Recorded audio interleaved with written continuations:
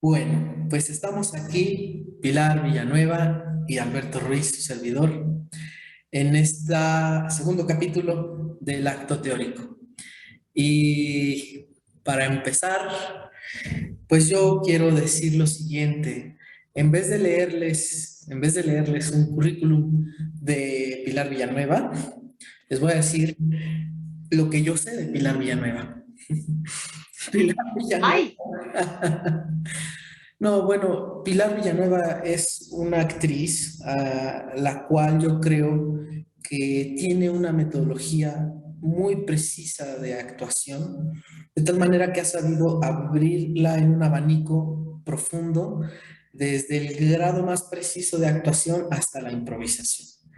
Es decir, ese es el abanico enorme de Pilar y me parece que además te lo explica las cosas tan sencillamente que no te queda de otra que tú poner lo tuyo. O sea, es tan claro como ella lo explica la actuación, lo cual no quiere decir que sea fácil, pero algo que me encanta de Pilar es que nunca hace nada que no sea con una precisión.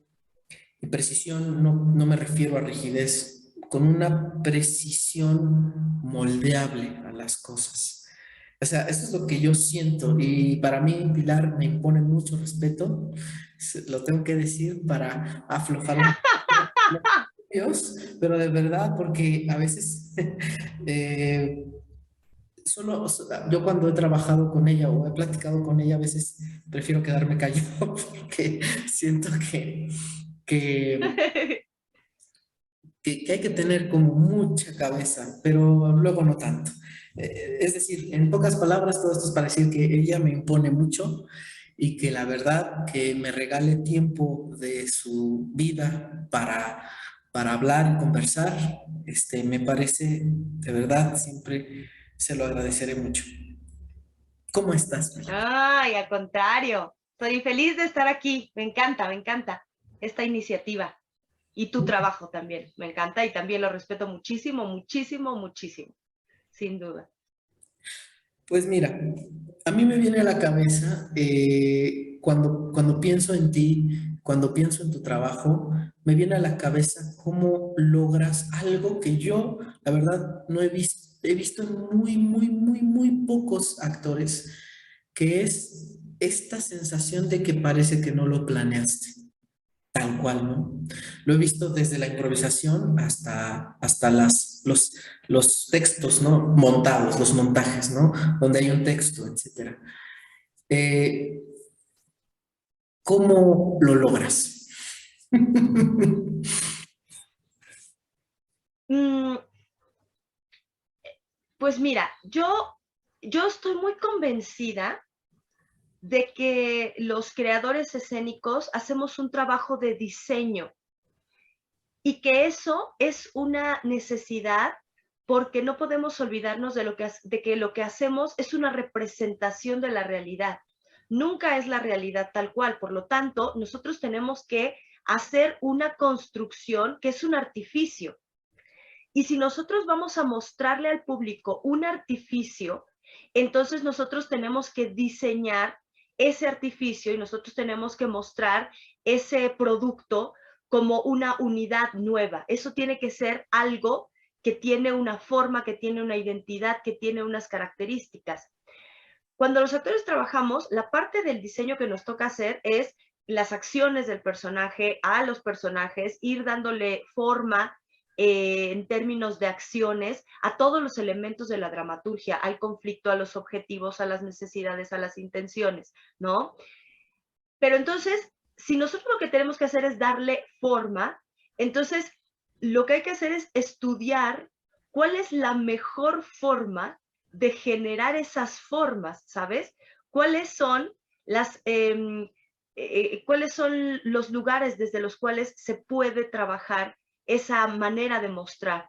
Para mí, y tú lo sabes cuando hemos trabajado juntos, para mí es un tema sobre entender la acción como una dinámica de movimiento, ¿no? Entonces, igual que cuando te mueves usas el espacio, usas el peso, usas el tiempo, usas la energía para moverte. Si nosotros entendemos la acción como una dinámica en la que esos 4 elementos van a funcionar, se vuelve una danza del cuerpo.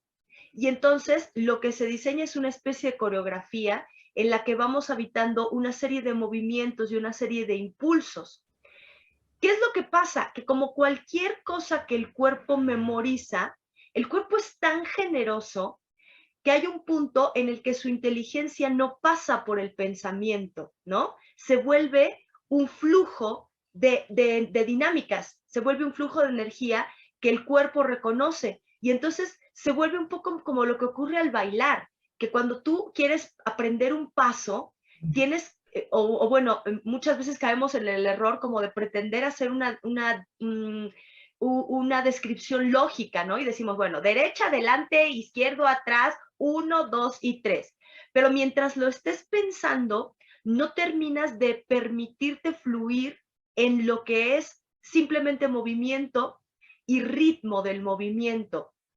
Y en cambio, cuando ya empiezas a bailar el movimiento, ya no tienes que pensar en él. Y a mí me parece que esa es la gran clave. Cuando tu cuerpo ha memorizado que tu cadena de acciones es una cadena de impulsos orgánicos que ocurren en calidades de movimiento, lo que estás haciendo es bailándolo. El cuerpo ya sabe lo que tiene que hacer y como el cuerpo va a ir llevándote por condiciones formales, esas condiciones formales van permitiendo que se generen sensaciones, pero tú ya no estás pensando en los pasos, estás permitiéndote habitar las sensaciones que se producen dentro de este vaivén de movimiento y estás permitiendo que ese vaivén ya no sea una unidad separada de lo que pasa con los demás, ¿no? Sino que se vuelve tu manera de jugar, como ocurre con una pareja de baile, ¿no? Yo ya me sé los pasos del danzón o del tango y entonces me dejo compartirlo con la otra persona y juntos vamos fluyendo en esa música porque conocemos la escena, la hemos estudiado. Pero me parece que es como eso, como el baile. Sabemos los pasos, ya nuestro cuerpo ha introyectado la dinámica de cómo resolverlos y entonces simplemente los bailamos en presente, sintiendo la música. Y esta sensación de presente me parece a mí que es que permite que la atención esté puesta en los estímulos que están ocurriendo y que son variaciones y que el pensamiento no tenga que ir a la cadena que ya se ha construido, ¿no? La cadena tiene que estar metida en el cuerpo, en el organismo. Si no está metida en el cuerpo, no hay forma de transitarla sin pensar. Me parece a mí que por ahí hay una clave, fíjate. No sé cómo lo ves tú, si esta analogía que hago es más o menos clara. Yo creo que sí. La pregunta, y que tiene que ver con el sentido de este canal, es que, por ejemplo, en todo lo que hablas de impulsos, de meter esa cadena en el cuerpo, de liberar la mente, del no pensar. La pregunta es, si todo va volcado hacia esa dinámica experiencial, digamos, experiencia pura, ¿no? Sensación pura.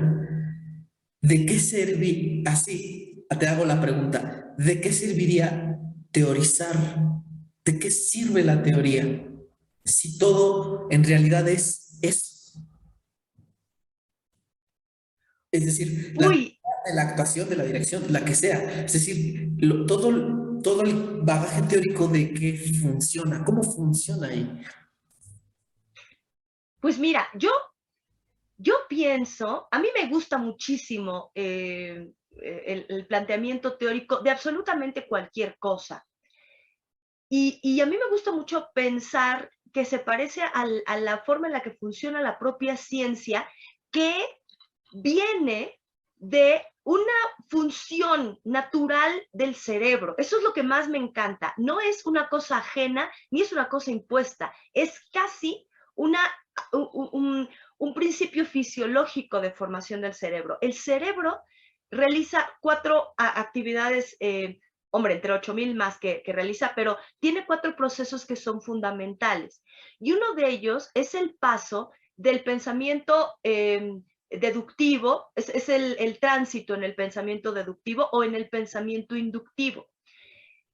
El pensamiento deductivo lo que hace es mostrarnos cómo algo que es un conocimiento general sobre algo se aterriza en casos particulares. Y el lado contrario, ¿cómo podemos saber que los casos particulares no son casos aislados, sino que pertenecen a un concepto general? ¿Qué permite eso?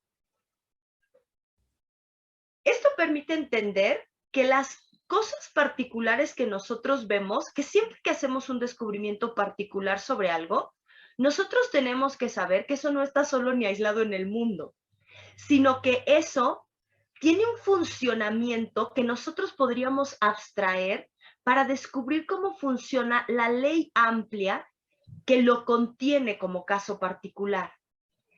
Ese proceso de abstracción, para mí, eso es justamente el pensamiento teórico, tanto cuando pasamos de lo general a lo particular como cuando pasamos de lo particular a lo general. Ese momento en el que abstraemos y decimos, a ver, ¿por qué esto es una aplicación de este gran principio? ¿O por qué este caso particular podría tener que ver con un principio amplio? En ese momento estamos haciendo funcionar esta capacidad de abstraer las cualidades esenciales de la cosa para poder encontrar en qué se parece eso a otras cosas similares. Ese proceso a mí me resulta fascinante y me parece que es la única manera en la que es posible aprender algo.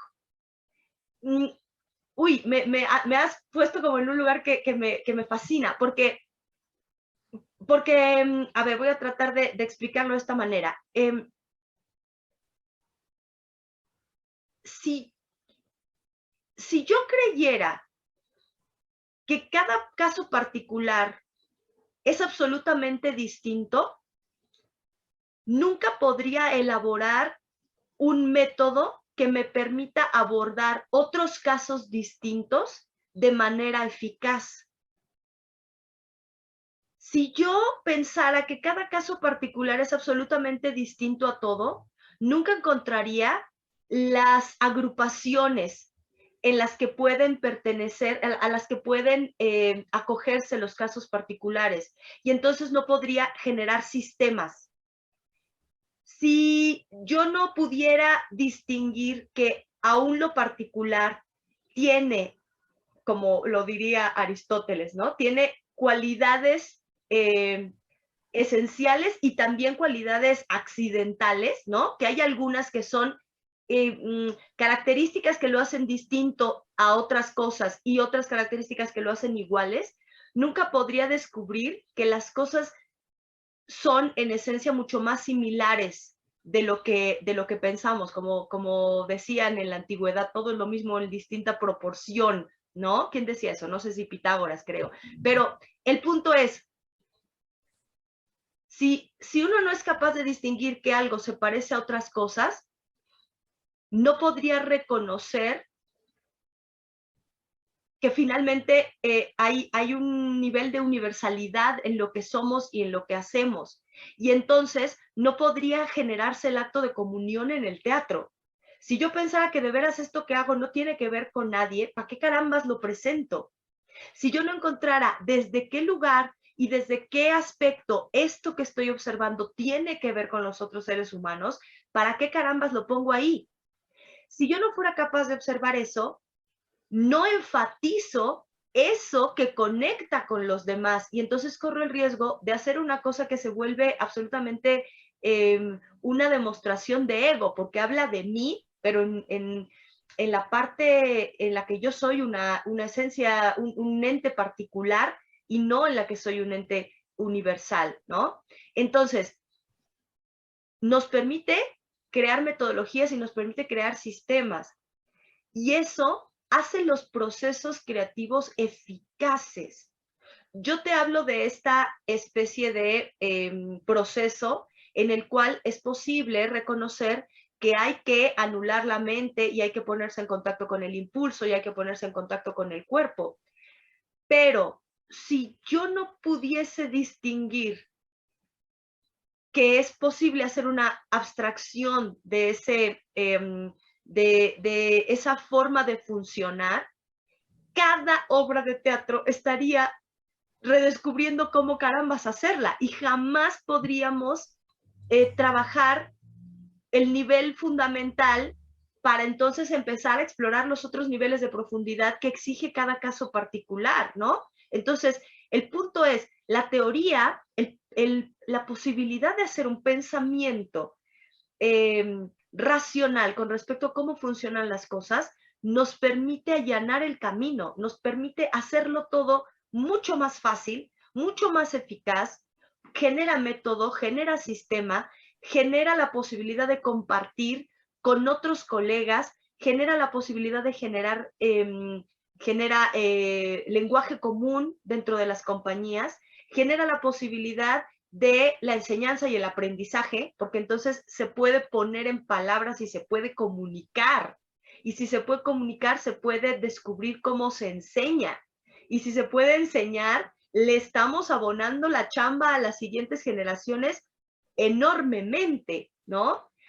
A lo que sería distinto que es, no, pues cada quien hay que vaya descubriendo cómo se le va ocurriendo y nunca hace esta relación entre casos, pues sería absolutamente difícil. Entonces, a mí me parece que la teoría es fundamental porque justamente nos pone en un ejercicio que nos permite entender los principios bajo los cuales operan las cosas para de esa manera aplicarlos con una mucho mayor eficacia para encontrar los caminos que nos conducen al propósito deseado y que son más francos, ¿no? Más claros, más amables de transitar. Entonces, a mí me parece que es absolutamente necesario estar pensando teóricamente con respecto a la actuación. De hecho, siento que falta muchísimo pensamiento teórico con respecto a la actuación, mucha continuidad de la investigación, ¿no te parece a ti eso? Justo es lo que yo quería hacer, esta relación de la que observo que estás hablando, porque tú me llevas a pensar a Stanislavski y en algunas investigaciones que yo he hecho sobre su vida, ¿no? Sobre su vida, sobre qué lo llevó a forjar esta sistematización. Dentro de él está una enorme preocupación de cómo fundamentar que lo que él está diciendo no es su idea, ¿sí? Justo él se trata de nutrir de cosas que ya funcionan. Entonces, por ahí está algunos datos que he encontrado donde se contacta con Pavlov, por ejemplo, para ver esto de los ¡Wow! funcionados. Por ahí había una mujer rusa que fue alumna de Freud, que es Sabina Spielrein, y que por ahí hubo un contacto con ellos, con Meyerhold, ¿no? Propio Meyerhold trabaja desde la biomecánica, pero le da otro sentido. Lo que yo veo que estás haciendo tú es decir, me agrada pensar que lo que haces es que para explicar actuar necesitas nutrirte de otras cosas, porque en sí la cosa de actuar es tan inexplorada en sí, en realidad, que se buscan analogías, ¿no? Se busca, bueno, cómo se construye el conocimiento, bueno, entonces creo que lo mismo que hacía Stanislavski, él trataba, se nutría de otras artes como más formales, como la danza, como la música, como la ópera, y decía, pues como hacía ahí, acá, pero el acá era como lo que él se le escapaba un poco de las manos de cómo lo digo. ¿Qué quiero decir con esto? Creo que esta pregunta que me haces es, desde mi humilde opinión, creo que Eh, lo que a veces está pasando hoy en día es que en vez de nutrirnos como de cómo funciona el cuerpo humano, el cerebro, los pensamientos, las sensaciones, empieza a ocurrir como que una serie de teorías basadas como en solipsismo. Yo lo expreso de esta manera, ¿no? Si digamos, si cada puesta en escena, por decirlo así, es una propuesta teórica sobre un conflicto de la vida, ¿no? Digamos como, esta es mi apuesta para decir, el conflicto de la vida es este, ¿no? Eso es mi puesta en escena. Me parece que empieza a ocurrir algo que es al revés, es como hacemos, el teatro teoriza sobre el teatro mismo, cuando el teatro en realidad trabaja sobre la vida, sobre los conflictos humanos. Claro, En lugar de abordar cómo armamos esto para que toque el conflicto humano, empieza a ser como, ¿cómo abordamos esto para que esto en sí mismo se diga que esto es otra cosa? No sé cómo explicar, es un solipsismo. Empezamos a hacer teoría sobre la teoría, no teoría sobre sí, la realidad, ¿no? Si el teatro fuera como una apuesta, una visión sobre la realidad social, personal, psíquica, de la que fuere, empieza a ser como, esta es una teoría sobre la teoría de esta teoría que se dijo. Por eso me llama la atención, porque tú estás abordándolo hacia entender el proceso humano, pero me parece que justo la teoría en algunos sentidos se está llevando como hablemos del teatro, el teatro habla sobre el teatro. Y creo que eso nos pierde como en una especie como de psicosis, ¿no? ¿Por qué lo digo? Porque la psicosis es eso, es decir, no hay referencia del afuera, ¿no? El psicótico, el afuera cree, su mundo interno cree que es el afuera. Eso es como la explicación a rasgos generales. claro. Creo que es algo así, es decir, la teoría que se está creando a nivel teatral no es sobre lo que pasa afuera, es esto que nosotros mismos estamos pensando, pensamos que eso es lo que se dice afuera. No sé si me expliqué, pero eso es a lo que me lleva. ¿Tú cómo ves? Sí, sí, yo estoy completamente de acuerdo contigo. A mí me parece que además hay una especie de confusión, ¿no? Yo siempre trato como de distinguir estos dos elementos de contenido y forma, ¿no? Entonces, algo miro de lo humano que quiero mostrar y luego, ¿cómo lo voy a mostrar? El pintor lo mostraría en colores, sombras, perspectivas, figuras, tamaños. El músico lo mostraría en armonías, silencios, ritmos, melodías, notas, acordes. El actor lo va a mostrar en acción.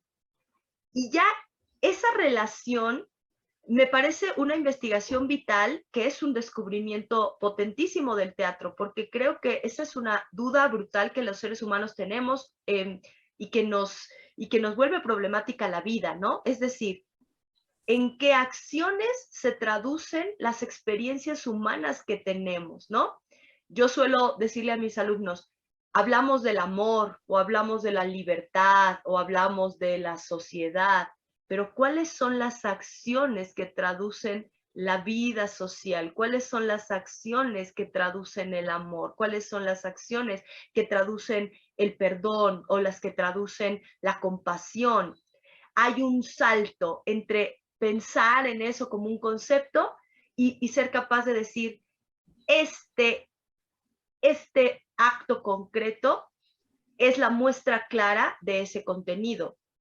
A mí me parece que preguntarnos sobre esos contenidos ya es importante y luego preguntarnos cuál es ese salto también es una búsqueda tremendamente poderosa que, como bien lo dices tú, está vinculando ambos universos, ¿no? Está francamente mirando la realidad y está tratando de traducir la realidad en otro lenguaje, pero siempre parte de lo que hay, parte de la realidad para encontrar cómo manifestarla, cómo estilizarla, cómo compartirla. Pero en efecto, si el si el teatro de pronto está tan fascinado consigo mismo, como un acto absolutamente narcisista, ¿no? Que la única realidad que yo alcanzo a ver es la de mi conflicto para entender mis propias circunstancias sociales, de gremio que tiene problemas, o para entender que mi conocimiento del lenguaje técnico tal vez no me da para demasiado más, se vuelve como una, eso, como una mirada tan, tan, tan, tan centrada en sí, que entonces no enriquece ni una búsqueda ni la otra, ¿sabes? O sea, se pierde este salto del que te hablo. Si yo me pregunto sobre cosas importantes, la respuesta de cómo esas cosas importantes se muestran en acción no es tan fácil. Insisto, yo suelo poner el ejemplo, ¿no? Como, claro, todos hemos dicho alguna vez, mi mamá no me pela, pero mi mamá se levantaba todos los días a hacerme unas figuritas con las frutas y un sándwich. Hacer un sándwich a las 6 de la mañana es una acción concreta que manifiesta el cariño. Y a lo mejor esa aún es más o menos fácil de ver, pero si nos preguntásemos, ¿cuáles son las acciones que manifiestan la huida? ¿Cuáles son las acciones que manifiestan el miedo al autoconocimiento? Úchale, a lo mejor no las encontramos tan fácil. Y tener una pregunta interesante nos pone en una situación de alerta, nos pone en una situación de avidez, tanto para observar la vida como para mejorar las herramientas con las cuales nosotros vamos a traducirla, ¿no? Yo tal cual lo pienso, como bien lo dices, haciendo una analogía, como ocurre con los traductores. Claro, si yo sé poco inglés, pues voy a poder traducir textos sencillos del español al inglés. Pero si yo quiero traducir una obra de Shakespeare al español, pues no solo voy a tener que saber inglés, voy a tener que saber inglés clásico y voy a tener que saber español clásico y voy a tener que saber principios de métrica y de rítmica y de poesía. Y además voy a tener que ser un poco poeta y un poco dramaturgo para poder estar a la altura de eso que estoy mirando. Pero si eso que estoy mirando es tan chiquito como mi propio dedo meñique, porque yo no soy capaz de ver más universo que el que tengo más cercano, mi trabajo particular de teatro, de mis conflictos de teatrero, tal, pues entonces mis preguntas sobre cómo hago una resolución técnica de eso tampoco se vuelven amplias, ¿no? Y entonces se vuelve pobre en ambos sentidos, se vuelve pobre en contenido y se vuelve pobre en recursos técnicos. Y si yo puedo resolverme cómo comunicar con recursos técnicos que son básicos, pues entonces tampoco necesito ser un gran habilidoso en el manejo de esos recursos técnicos. Y entonces mi puesta se va volviendo cada vez más simple, ¿no? Como comida rápida. Es fácil de encontrar, fácil de digerir, fácil de preparar, fácil de desechar y fácil de olvidar. Y entonces no hay nada que permanezca como descubrimiento. Y eso me parece la pérdida más grande, ¿no? No avanza para ningún lado, no propone, contrario a lo que parecería, ¿no? Como moda, realmente no está proponiendo nada, no está yendo a un lugar más profundo, más hondo de las cosas. Fíjate, yo pienso que esto que estás hablando encierra varias cosas, porque lo que yo escucho que dices es que todo el tiempo son preguntas, preguntas, preguntas de qué sé de mí, porque de ahí va a salir lo que puedo expresar, ¿no? Lo que yo puedo decir, qué sé del mundo, porque también es con el mundo con quien me voy a comunicar, qué sé de los lenguajes del mundo. Entonces implica tres terrenos, ¿no? El mundo, yo y los lenguajes que hay entre los dos. Y entonces eso implica que si hay lenguajes, hay estructuras, hay sistemas. Entonces, creo que eso es lo que se ha confundido. A veces tratando de como de explorar un sistema se encuentra como con la idea de que eso es, en lugar de explorar un sistema, lo que se está haciendo es como constreñirse a una forma. ¿Cuál sería la diferencia entre forma y sistema?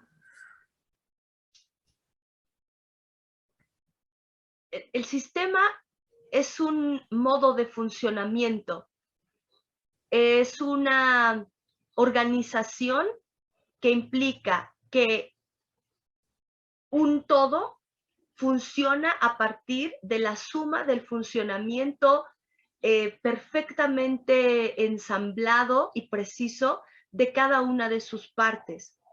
Entonces, un sistema es un todo que implica en sí mismo complejidad. ¿Por qué? Porque este todo, que es un uno, aunque es un uno, está hecho de muchos diversos elementos.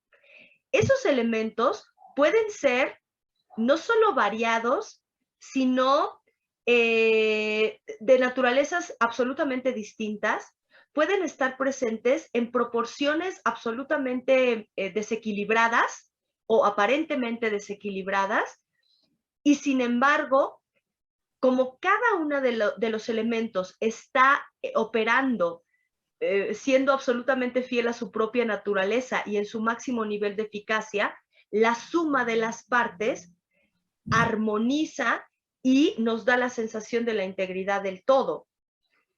Eso es un sistema. Pero entonces, el sistema es una cosa que casi diría yo que está viva, ¿no? O sea, que requiere como una continuidad de movimiento, una continuidad de dinámica. Es una entidad que se forma a partir de la colaboración y de la cooperación de cada una de las partes. La forma es una cáscara sin transformación, de pronto pareciera, ¿no? O sea, la forma debiese ser un contenedor del sentido íntimo, y por lo tanto debiese adaptarse al sentido íntimo y debiese al final integrarse con el sentido íntimo, ¿no? Pero lo que suele ocurrirnos es que en vez de comprender que esta forma termina de dar sentido al interior y que el sentido termina de dar organización a la forma,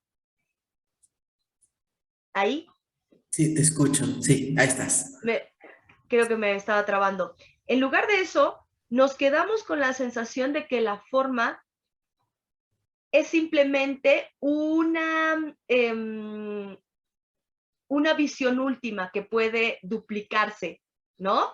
No estamos mirando que la forma siempre tendría que ser dúctil y tener movimiento. Estamos pensando que si reproducimos la apariencia, ya estamos reproduciendo lo que está dentro, el sentido interior, ya estamos reproduciendo la dinámica, ya estamos reproduciendo la coherencia de la organización interior, y no estamos haciendo todo eso, ¿no? Yo lo suelo, me gusta pensarlo un poco como con los coches, ajá.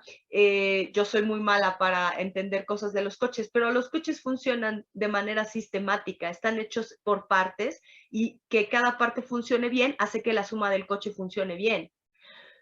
Yo miro la forma del coche y sé que el coche tiene partes, pero yo podría dibujar un coche y no saber dónde están las partes que lo harían funcionar, y no saber absolutamente nada de cómo funciona.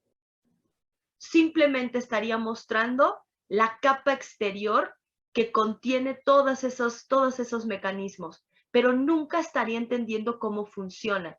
Y por lo tanto, si el coche se me parase, nunca podría resolver cómo hacer que camine de nuevo. Y me parece que es ahí donde está el gran problema, y que creo que es lo que nos ocurre mucho en el teatro. Si nosotros simplemente reproducimos la apariencia de las cosas, en el momento en el que fallan, en el momento en que la obra pierde ritmo o se cae o no alcanza la intensidad que tiene, simplemente tratamos de aparentar intensidad, aparentar contenido, aparentar profundidad, pero como no hemos explorado realmente lo que eso significa, no somos capaces de hacer que esos elementos funcionen y que aquello viva realmente y que ese coche camine.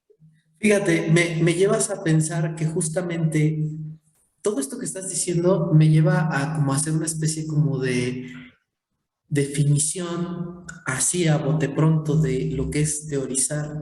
Teorizar sería hacerse estas preguntas constantes respecto a un sistema, ¿no? Eso sería teorizar. Se confunde con la teoría es esta forma dada. No, Claro, eso no es la teoría, ¿no? La teoría es estas preguntas, porque, claro. ¿no? ¿O qué opinas? Sí, adelante. Sí, creo, como te lo decía al inicio, que se parece más al pensamiento de los científicos, ¿no?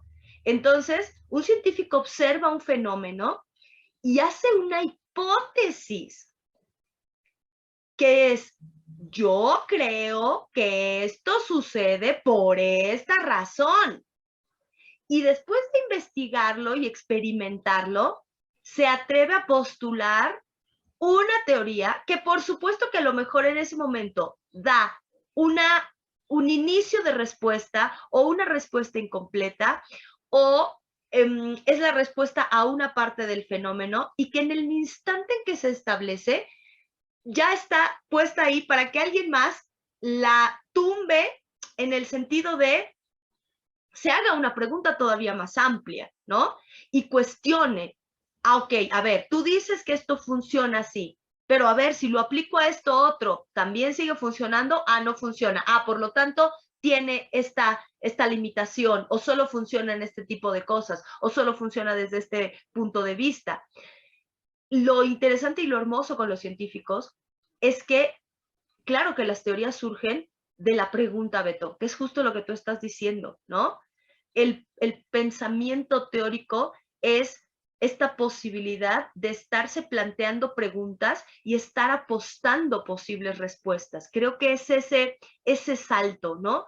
Hago la pregunta y le busco a la pregunta hasta ser capaz de apostar una respuesta que puede o no estar bien. Eso es lo interesante, saber que pues hasta donde yo lo veo podría ser por acá, pero no estoy diciendo que esto sea lo único ni lo último, ni que con eso ya queda agotado el tema. Yo no entiendo en qué minuto a los artistas se les ocurre que queda agotado el tema. ¿Por qué carambas pensar que queda agotado el tema?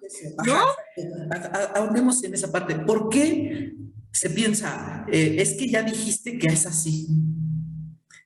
Esto que dijiste, ¿por qué los artistas, en qué momento los artistas dicen, es que así como dices tú, quieres como uniformar, ¿no? Es que esa forma es uniformar a todos, ¿no? Esa, como, ¿en qué momento empieza? Es decir, porque lo que yo veo es que en el asunto del teatro hay peleas por las formas, no hay preguntas. Hay pelea por la forma, ¿no? Esta forma no, sí, esta no. Pero no es un debate de preguntas. Es una confrontación de formas. Ya vimos esta diferencia entre la estructura y la forma, ¿no? Entonces, ¿por qué nos perdemos, digamos, en la forma, en lo visible, y no vamos a la causa, digamos, ¿no? Ahí donde de verdad está el meollo. ¿Por, ¿por qué? Es una gran pregunta, Beto. Es una gran pregunta. Yo tampoco lo sé.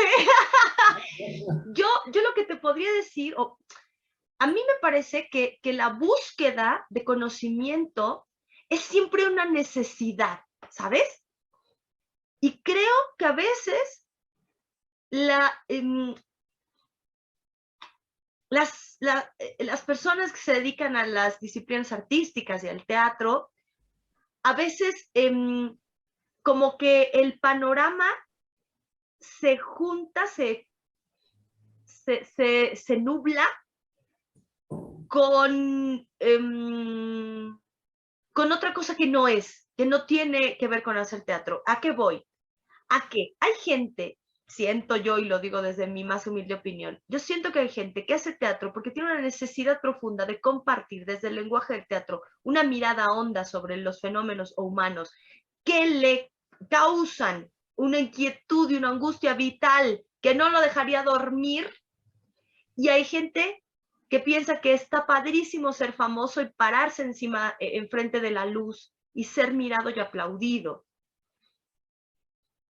Y creo que cuando no distinguimos en cuál es el objetivo real de unos y otros, y cuando unos y otros enunciamos estos objetivos sin claridad y se entremezclan, ahí perdemos todo. ¿Por qué? Porque, insisto, ¿cuál sería la razón para hacerme la pregunta? Que de verdad me muero si no trato de encontrar una solución, ¿no? De verdad se me va la vida en eso. Yo admiro mucho y me conmueve profundamente las historias de muchísimos científicos y de muchísimos médicos.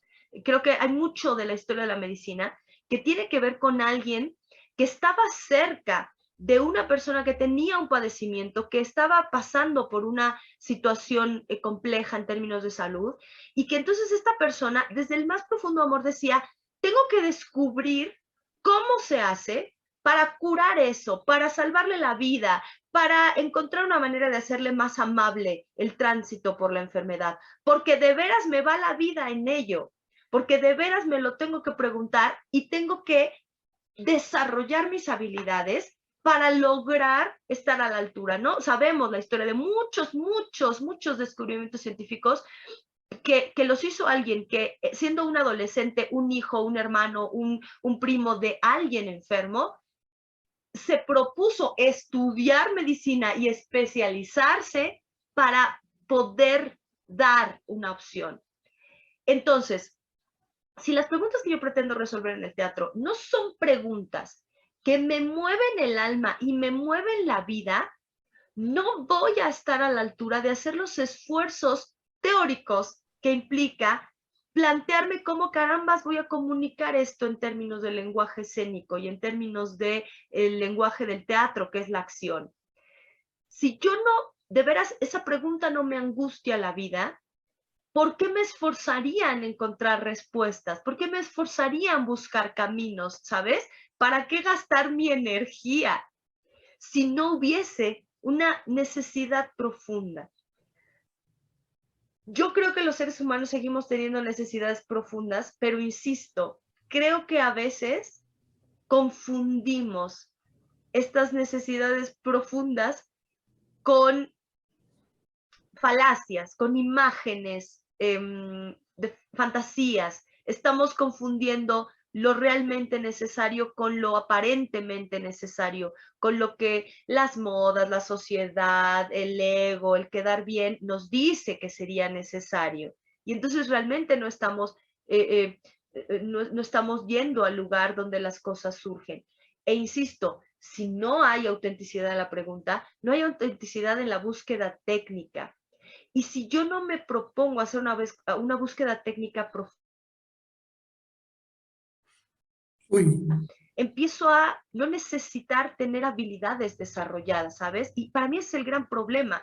O sea, si yo esto lo puedo resolver tan fácil, ¿para qué tendría que entrenar esa habilidad? Y entonces dejamos de tener virtuosos. Y cuando dejamos de tener virtuosos, dejamos de tener grandes traductores. Y si no tenemos grandes traductores, pues entonces empezamos a leer cosas fáciles que podamos entender todos y nos quedamos aquí.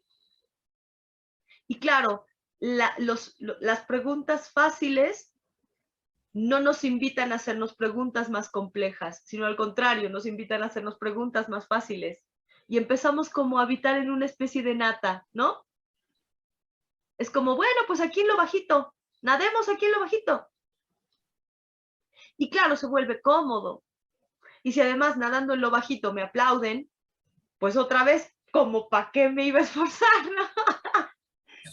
Fíjate. Y creo que ahí nos estancamos, se vuelve un ciclo horroroso. Es que esto que estamos hablando, y yo te decía antes de empezar la charla, que el canal se inspira en esto del acto analítico, ¿no? Que es este punto entre el analista y el analizante, donde el analizante es quien descubre un saber no sabido. Cuando yo trabajo, bueno, cuando estoy estudiando esto del psicoanálisis, se habla algo muy precisamente que es eh, que el analista sabe que al analizante no le va a ser fácil y que entonces el analista solo va dando los puntos claves de algo que él no se inventa, el analista, sino que lo recoge de lo que el analizante dijo. Es una devolución, es como, me gusta mucho cómo lo dice el maestro que tengo ahorita, que es Mario Mallory. Él dice, uno le mueve los espejos al otro, ¿no? ¡Wow! ¡Qué lindo! Entonces, pero eso, dice él, dice, se sabe que no va a ser fácil. Entonces, él tiene una regla que es timing, tacto y dosificación, ¿no? Esas tres cosas. Pero entonces, lo que yo veo es que teorizar, por eso es la analogía del acto analítico con el acto teórico. El acto teórico es moverse los espejos con los otros o con uno mismo. Y ese moverse los espejos para decir algo no es tan fácil. Y creo que aquí es donde viene la cuestión un poco satanizada con la palabra teoría, técnica, rigor, disciplina, porque es como, ¿por qué tiene que ser así? ¿No? Es como, se confunde entre ¿por qué me dices tú que tiene que ser así? Cuando en realidad es el sistema que funciona así. Eso es lo que yo observo con todo lo que me estás diciendo, o sea, todo lo que me estás hablando, digámoslo así, me estás hablando de cosas con las que tú te encuentras, no con cosas con las que tú dices, debe ser así, ¿no? O sea, tú no dices, debe ser difícil, ¿no? O debe ser, angustiante, sino que tú dices, yo me he encontrado que es así. Yo Claro, he caminado y la pregunta me salta, no, me salta a la cabeza y me deja sin dormir. Pero no es que yo lo haga así, es así. Y eso me parece que es claro, el punto de cómo en esta actualidad que vivimos, cómo eso, en algún momento mi problema creo fue que yo creí que tenía que defender eso. Cuando me di cuenta que digo, no, más bien es que lo que yo veo es que como más bien nos hemos, como que la dinámica ha sido alejarse de eso. Es como, no sé, yo lo veo ahorita con el planeta, ¿no? O sea, hay sequías en Europa, en Nuevo León, está todo mal, los cambios climáticos, y todavía el sistema entero del mundo, ¿no? Es como, ¿cómo va a amanecer el dólar? Es como, ¿en qué momento se separa uno de la realidad tal cual, ¿no? Porque si la propia naturaleza te está echando un aviso, ¿cómo es que alguien todavía se levanta pensando eso? No porque no deba existir, pues, sino porque más bien cómo hacemos para que esto, que es el sistema monetario, digamos, esté en relación con la realidad, no aislado de ella. Creo que un poco es eso, pues, o sea, eh, que empieza a confundirse de dónde viene qué cosa, ¿no? Se le empieza a atribuir a quien está ahí tratando, porque es eso, ¿no? claro. De que alguien sea director o empiece a trabajar su actuación, se empieza a confundir como tú dices, ¿no? Si tú, ¿por qué lo dices, no? ¿Quién eres tú para decir que así o asá? Cuando no es, lo digo yo, ¿no? No lo dice nadie, lo dice la cosa misma, Claro, ¿no? Lo dice claro. la cosa misma. Eh, pero esto es algo que como que estamos muy, muy en el, como que lo entendemos, ¿no? Bueno, tú y yo por ahí lo entendemos, quizás quien lo escucha también lo entiende y quien no esté de acuerdo podría decir cuál sería la parte negativa, o sea, en donde la teoría no sirve.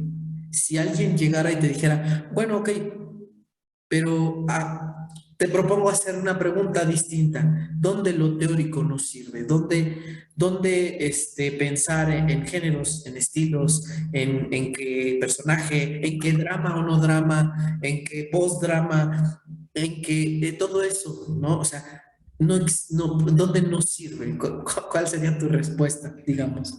Yo diría que la teoría, como el conocimiento, no sirve si no se vincula con la experiencia.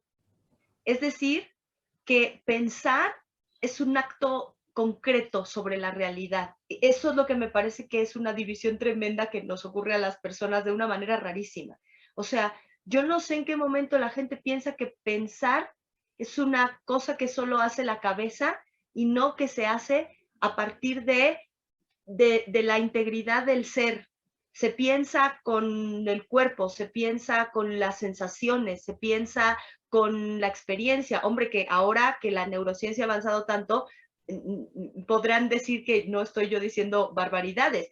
Ya está muy demostrado que tal cual, ¿no? Es como decimos, las células piensan, las células de la pierna piensan. Entonces, ya eso el teatro lo ha sabido, pero ahora, caramba, que ya ahora ya tenemos pruebas científicas, podríamos empezar a creérnoslo, que no se piensa con la cabeza, se piensa con el ser, se piensa con el cuerpo, se piensa con la experiencia vital, se piensa con las sensaciones, se piensa con las percepciones, se piensa desde todos esos lugares. Entonces no podemos pensar, no podemos creer que pensar y reflexionar y hacer teoría sobre algo es solo sentarnos y analizar las cosas desde la cabeza. Ahí es donde la teoría no funciona. Si yo pienso, bueno, pues en teoría esto debería funcionar, pero no voy y lo hago, nunca voy a poder comprobar si sí funcionaba o si no, y cuáles son las condiciones que lo han hecho o no funcionar, ¿sabes? Insisto, como en la ciencia.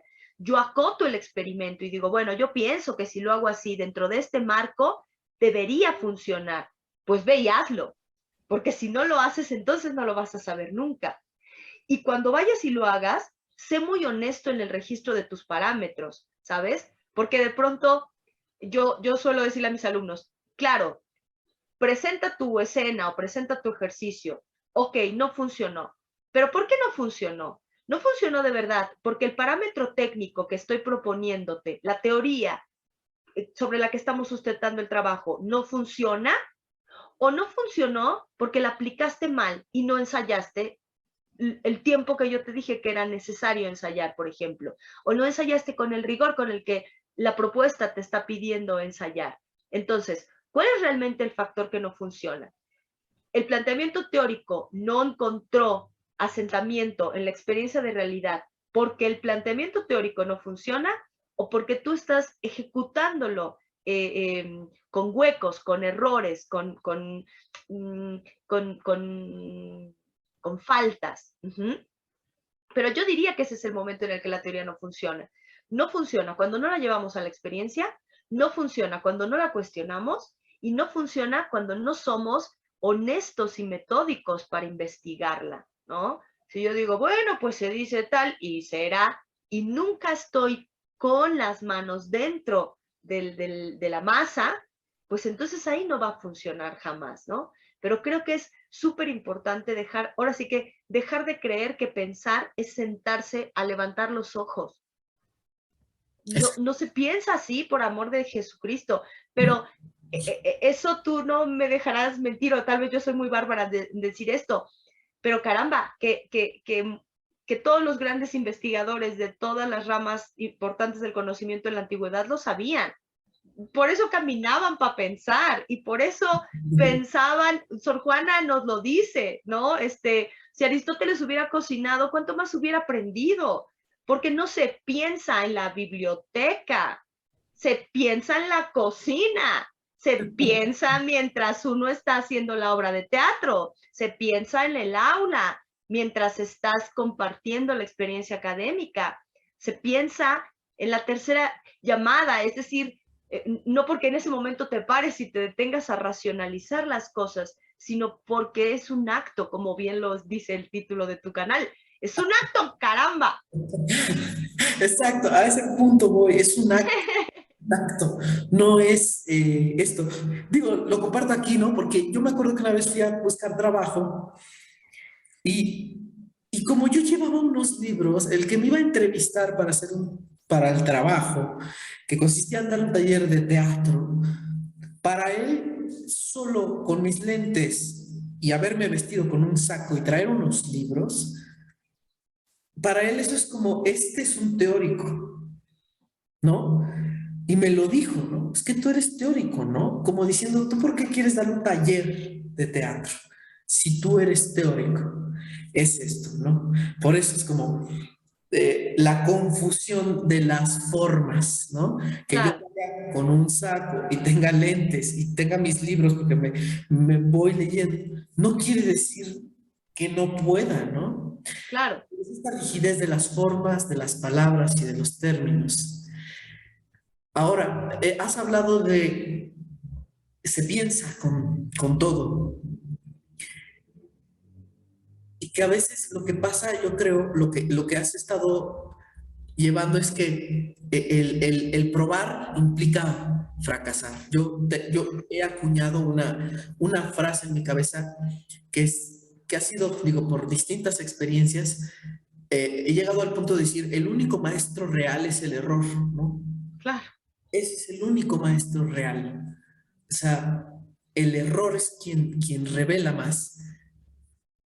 Entonces, creo que si te das cuenta, podría decirse que toda esta como especie de crisis entre pedagógica, académica, estética, profesional, que se vive ahorita con el teatro, está como en esta cuestión como de quién dice, hay como un miedo a hacer las cosas, hay un miedo, y mejor díganme cómo, y así lo hago. O también, por ejemplo, yo me acuerdo de una muchacha que cuando yo daba clases en una universidad, y un día llegó muy angustiada, ¿no? Porque, fíjate, tú has trabajado máscara corporal, ¿no? Y entonces esta muchacha llegó muy angustiada y me dijo, maestro, es que quería preguntarle algo. Y dije, pues adelante. Y me dijo, ¿qué piensa usted de la mima? ¿No? Como del mimo. El trabajo de la mima, de Marcel Marceau, el Jacques Lecoq, la máscara corporal, todo este trabajo, ¿no? Digo, pues es que pues es muy bueno, hay poesía en movimiento, etcétera. Y me dijo, es que otro docente, que otro docente en una clase le dijo que los que hacen mima lo hacen porque no pudieron actuar. Así, ¿no? Es que los que hacen mima son los actores que no pudieron actuar. Por eso hacen truquitos. Así le dijeron. ¿Tú qué postura tienes ante estas cosas tan tajantes? uy, primero me devastan el alma y luego creo que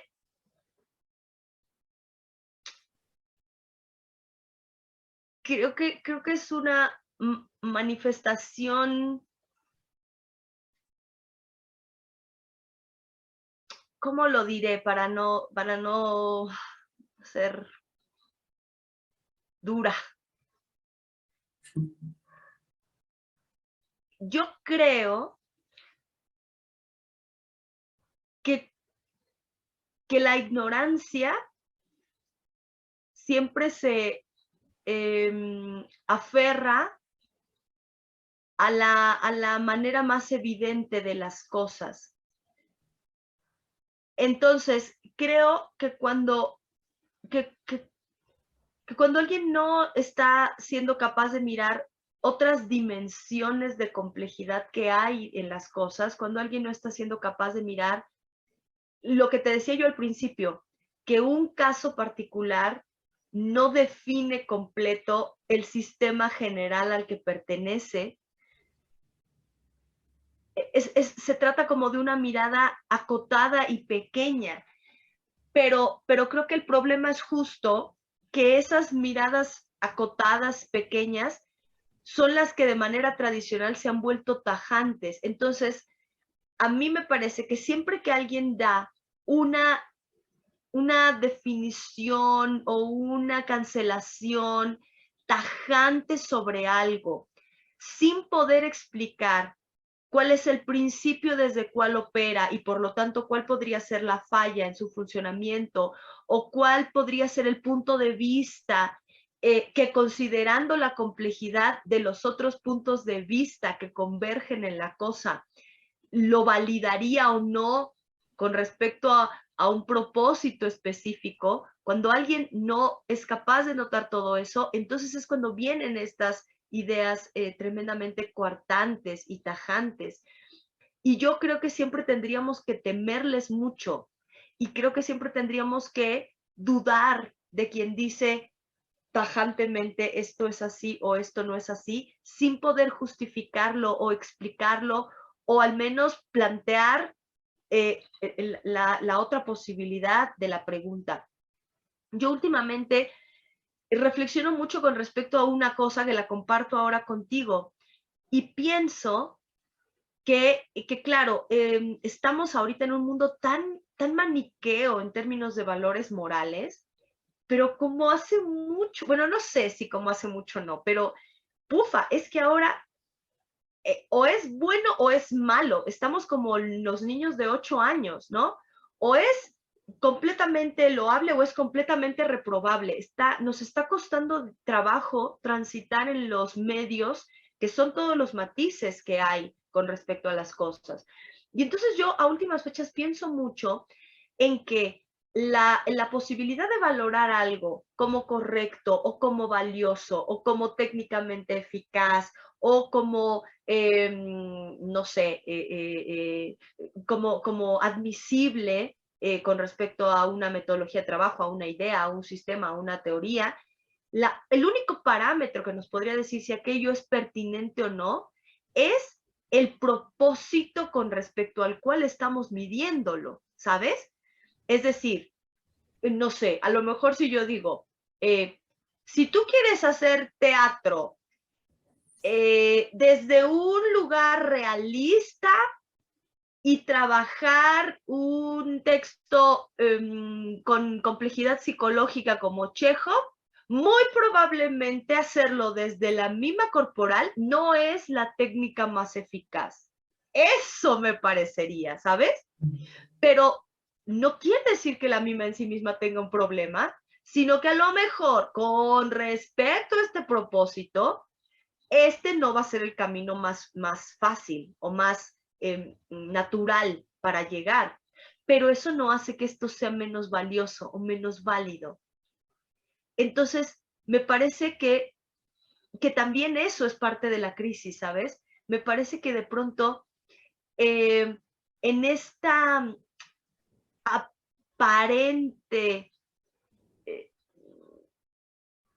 en esta apariencia de que estamos asumiendo el presente, no nos preguntamos hacia dónde van las cosas. No estamos entendiendo que la claridad de propósito acotaría los mecanismos y nos sería un indicador mucho más congruente con respecto a la pertinencia o no pertinencia de las cosas. ¿Son pertinentes o no con respecto a qué? ¿Me explico?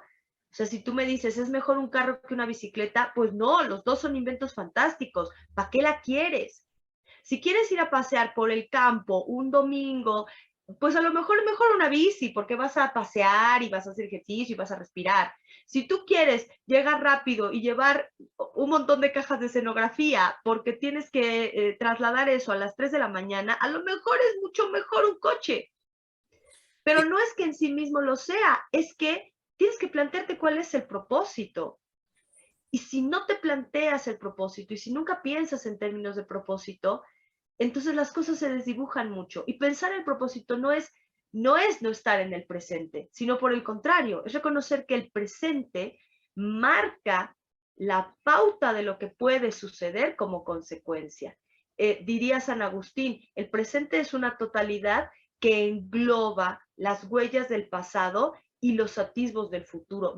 A mí me parece fascinante esa definición, porque en efecto, el presente total algo incluye del pasado, es memoria del pasado, y algo hace la premonición del futuro. Por eso es total, porque por supuesto que en el presente ya podíamos intuir para dónde. Hay un poco de eso ahí. Eso es un presente total. Pero si nunca estamos pensando en el propósito, pues entonces, ¿cómo vamos a acotar el camino? ¿Cómo vamos a acotar las herramientas? ¿Y cómo vamos a validar o invalidar?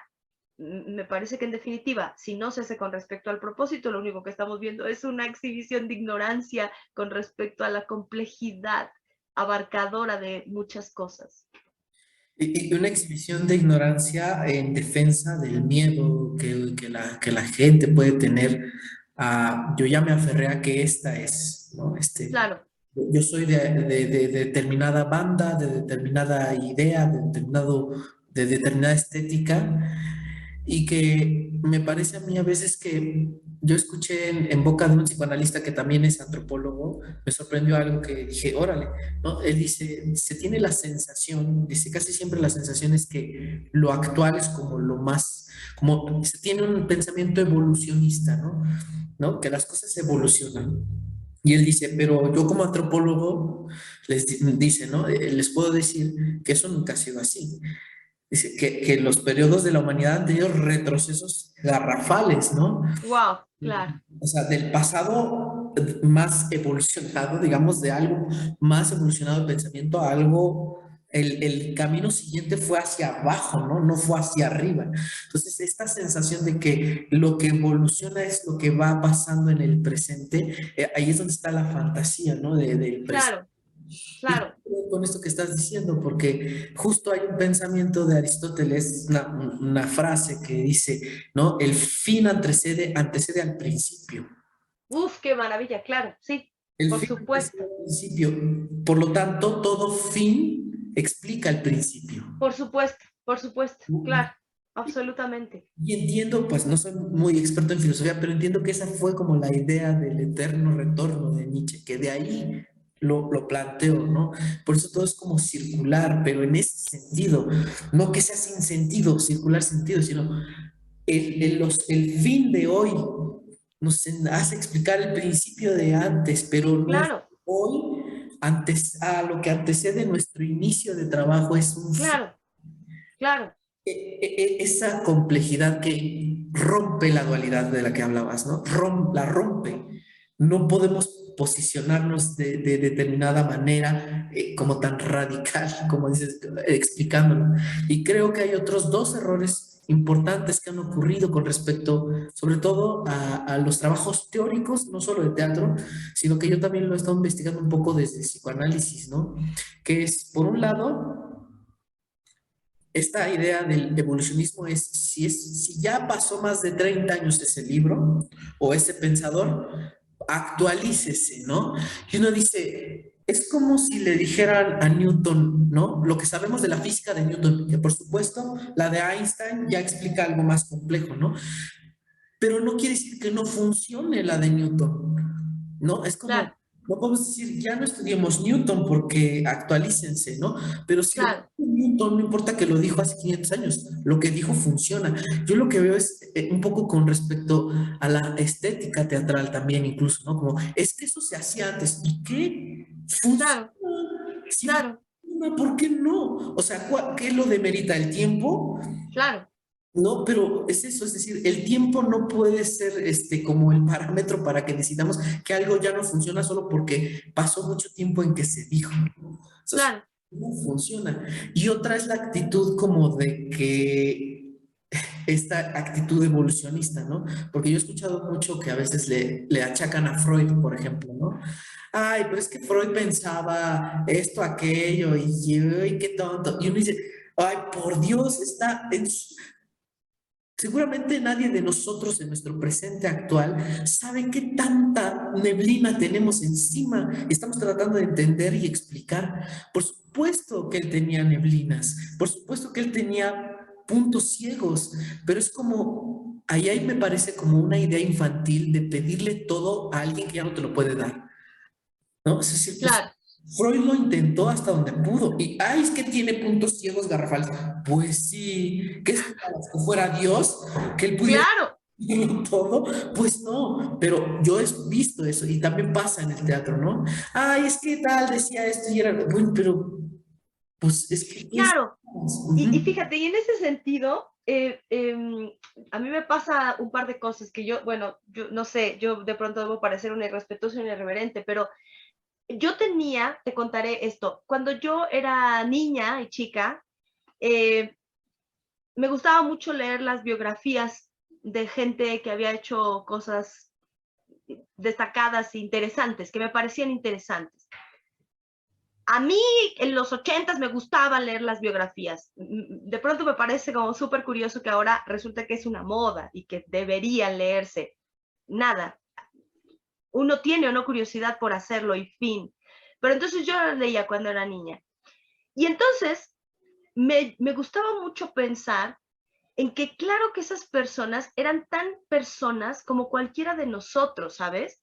Porque de pronto tengo esta sensación que justamente en esta distancia que hacemos con respecto al pensamiento y con respecto a las reflexiones, entonces se hace incluso esta división como, oh, no, hay una gente que piensa y luego estamos todos los demás que no tenemos la obligación de pensar, ni necesitamos pensar, ni vamos a pensar, porque ya podemos citarlos a ellos, que además tienen la obligación de haberlo pensado bien o se les reconoce o se les guarda o se les admira porque escribieron un libro donde pensaron cosas y entonces ya nos dejaron eso ahí y que ellos se jodan. Y entonces esa división es rarísima, porque como tú bien lo dices, uno tendría que reconocer que esa persona no era sino otro fulano como tú y como yo, que en un momento dado tenía preguntas y que tuvo la buena disposición de escribir lo que estaba tratando de organizar en su cabeza. Como otras muchas personas en este presente, también lo están haciendo, lo hacen. Solo que, claro, sus libros aún no están distribuidos por todas las bibliotecas como los de Aristóteles, porque todavía no ha pasado tiempo suficiente. Pero por supuesto que el pensamiento se sigue elaborando cada minuto, lo cual no dice que el pensamiento anterior quede automáticamente invalidado, como bien lo dices tú, ¿no? Pero creo esto importante. Esas personas eran también personas y también pensaban y también se equivocaban y también eh, eh, y también pueden haber quedado incompletos.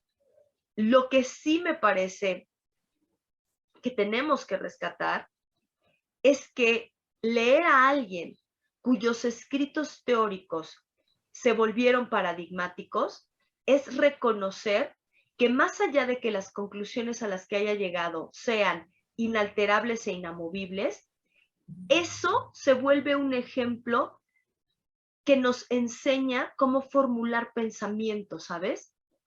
Es decir, que más allá del hecho mismo de creer o no a rajatabla las ideas de alguien o estar o no en completo acuerdo con las ideas de alguien, lo que una mente brillante nos enseña y nos lo vuelve a enseñar, pasen los siglos, pase el tiempo, cada vez que hacemos una relectura de su obra, es cómo se transita por el proceso de la reflexión y del pensamiento. Y como cualquier otra cosa, vamos a aprender a pensar por imitación también. Vamos a descubrir que si yo trato de ir siguiendo el camino reflexivo y de observación y de metodología de un gran pensador, muy probablemente mi cabezota, mi ser, se ponga también en la disposición de hacerse preguntas. Pero si yo dejo de estudiarlo porque solo voy a poder estudiar a la gente de ahora, pues me estoy perdiendo de modelos que son eso, paradigmáticos con respecto al acto mismo de la reflexión, tan paradigmáticos que han seguido siendo modelos y que han modelado a otros grandes teóricos, a otros grandes creadores, a otros grandes pensadores a lo largo de la historia de la humanidad. Me parece una idea bien elemental, ¿no? Como pensar en, no, ya no recurras a eso, son ideas viejas, como lo dices, me parece como una contaminación de la obsolescencia programada que hay con los celulares, ¿no? Es un modelo que ya no tiene 87 filtros y ahora hay un modelo que tiene 87 filtros para tus fotos, seguramente es mejor, y el otro ya no funciona porque no le van a entrar los programas nuevos, pero claro, no estamos pensando en que ese parámetro es absolutamente formal, ¿no? Ya literalmente este cable que ahora tiene una forma más redondita, ya no le va a caber a tu celular viejo, porque su forma ahora es distinta. Pero este continuo pensamiento sobre simplemente sobre el nivel formal de las cosas nos aleja del pensamiento sobre los principios a partir de los cuales operan las cosas. Y me parece que ese es un pensamiento al que tenemos que volver, ¿no? Lo que decías ahorita. ¿Por qué vamos a decir que tal manera de abordar el teatro ya no sirve?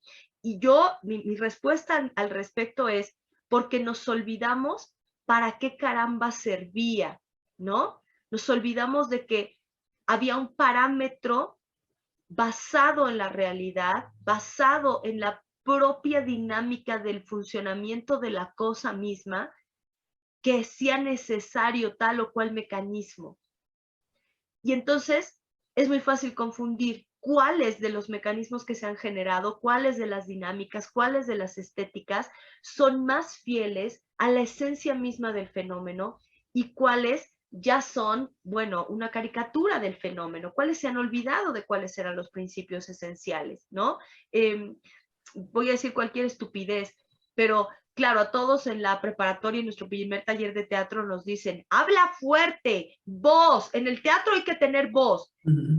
Sí, pero ¿para qué necesitamos la voz? Para que nos oigan.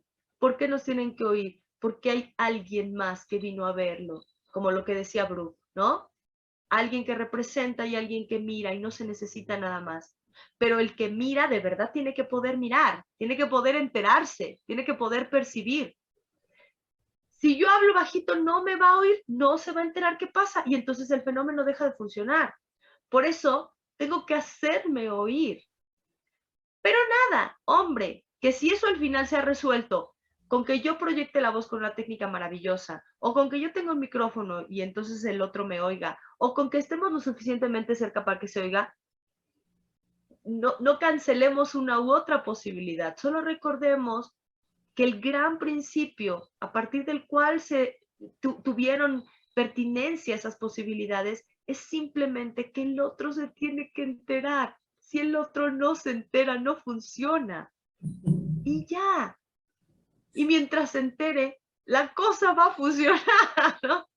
Pero ¿cuál es el principio que dio origen a la convención o a la técnica o a la teoría o a la estética sobre la cual estamos abordando?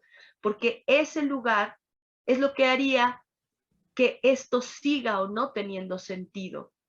O que incluso una variación al final no sea más que una manera distinta de encontrar una forma de aplicación particular del mismo principio. Y si sigue siendo el mismo principio, pues a lo mejor la forma particular funciona. Fíjate, y esto que estás diciendo es, pero partamos de que el otro está ahí, ¿no? Está ahí y se va a enterar. Esto me lleva a pensar como en estas últimas cosas, que se hablan sobre el espectador y que el espectador y el espectador. Y llega un punto en donde yo escucho, ¿no? Cuando hacen la teoría del espectador, ¿no? Es que abordemos cómo es el espectador. Y entonces ya cuando yo escucho, yo pienso, pues ese espectador debe ser alguien súper versado en teatro, ¿no? O sea, debe conocer tanto de teatro porque el espectador, cualquiera que no le haya visto nunca una obra, cómo todo es esa teoría, por eso te digo, es como, es la teoría del espectador que sabe teatro. Ya llega un punto en donde escucho esas propuestas y digo, esa ya es la teoría del espectador que sabe teatro, no del espectador espectador. Claro, Y eso no tiene ningún tinte socialista, ni de izquierda, ni de nada, ¿no? O sea, simplemente es hacia dónde, hacia quién. Y luego pienso que de ahí viene como la queja, ¿no? Como, es que ¿por qué el público no va al teatro? Pues por eso, porque no pensamos en él, no se está pensando en él, se está pensando en un espectador como si ya supiera lo que le está modelo, ¿no? haciendo, ¿no? Y eso me parece ahí un ejemplo de un trabajo teórico mal enfocado, ¿no? Es pensar sobre uno mismo, es pensar sobre uno mismo como grupo, ¿no? Nosotros mismos pensamos en nosotros mismos, en lo que decimos que el espectador necesita saber. Y me lleva mucho a una reflexión que escuché de Rubén Schumacher, ¿no? Que él dice, ¿no? Dice, el espectador que se levanta y en fin de semana ha trabajado todo el día, pero quiere ir a ver teatro, entonces se levanta, va y todo esto, le ha costado, trabaja en oficina, entonces va y quiere ver una obra, ¿no? Y resulta que además dice, es un trabajo de oficina que como en la actualidad ya es un trabajo duro, pero que además mal pagado, casi esclavizante, el outsourcing que le llaman, ya no puede hacer antigüedad. Todo eso lo trae encima este señor que con buena voluntad dice, pero quiero ir a ver una obra. Y llegan, dice, en una obra en donde le dicen que él es un asimilado del sistema burgués. Dice, ese tipo de obras que hablan sobre la crítica de una clase media que ya ni existe. Ya ni existe la clase media que podía darse como esta idea pequeño burguesa. Ya ni existe, ¿no? Entonces el otro se te queda viendo como, ¿de quién me hablas? ¿A mí me dices? No hay manera. Eso me parece como este acto que, no, que se le llama teórico, pero que en realidad es un solipsismo, ¿no? Claro. Bueno, mira, Pilar, ya llevamos bastante tiempo, ya. Hay que hacer un corte, ¿no? No podemos, si no seguiríamos hablando, ¿no? Seguiríamos y seguiríamos. Y ya nada más por último quisiera que, que dijeras lo que en este momento te venga en gana decir. Mm, que me parece muy importante esto que estás haciendo, Beto, porque yo también soy una fiel, mm, ¿cómo decirlo? Soy una persona que cree fuertemente en que cuestionar las cosas no va a suceder si no somos primero capaces de observarlas, de reconocer que están, pero no solo reconocer que están en su forma más superficial, sino que no es posible hacerse preguntas importantes si no reconocemos que las cosas que tenemos delante son más complejas de lo que parecen a primera vista. Tú lo sabes, siempre esa es la postura desde la cual analizamos, ¿no? Como partir del principio de que esto que veo no es todo lo que hay, como el sistema, como ocurre con el iceberg, ¿no? La punta es lo que miro, pero muy probablemente detrás de eso hay más. Siempre hay algo más. Siempre hay algo más detrás de las cosas que vemos de manera evidente. Entonces, si nosotros no somos capaces primero de plantearnos la posibilidad de mirar, jamás vamos a ser capaces de cuestionar. eh, Creo que a veces asumimos que podemos cuestionar sin haber mirado. Y creo que recobrar esta habilidad de mirar para luego poder hacerse preguntas, ese acto nos coloca en un lugar mucho más humilde, nos coloca en un lugar de reconocer nuestra dimensión en el universo y en el mundo. Y es desde ahí desde donde se puede comenzar la reflexión. Y creo que la reflexión es fundamental. Creo que reflexionar sobre el conocimiento, sobre cómo pensamos, sobre cómo ejercemos nuestras labores, cada uno desde sus profesiones, desde sus, desde sus lugares de construcción, es la única forma en la que vamos a lograr mejores posibilidades sobre nuestro trabajo. Entonces, viva la teoría, viva la posibilidad de reflexionar, viva la posibilidad de aterrizar las teorías en actos de experiencia concretos. Por favor, recuperemos estos espacios para hablar, para pensar, para preguntarnos, sin que parezca que tenemos que quedar bien con una moda impuesta por alguien, solo porque eso parece correcto o mejor o que funciona en términos inmediatos, ¿no? Aplaudo mucho, mucho, mucho este esfuerzo que estás realizando y creo que tenemos que hacerlo, que tenemos que hacer más pensamiento teórico en el teatro. Por supuesto que sí, por supuesto que sí, hace muchísima falta. Pues muchas gracias, Pilar. Y yo en respuesta te voy a decir lo que me nace decirte para cerrar este espacio. En efecto, creo que sí, una de las cosas, creo que me nace decirlo aquí frente a ti porque hemos compartido una historia de vida grande, ¿no? Eh,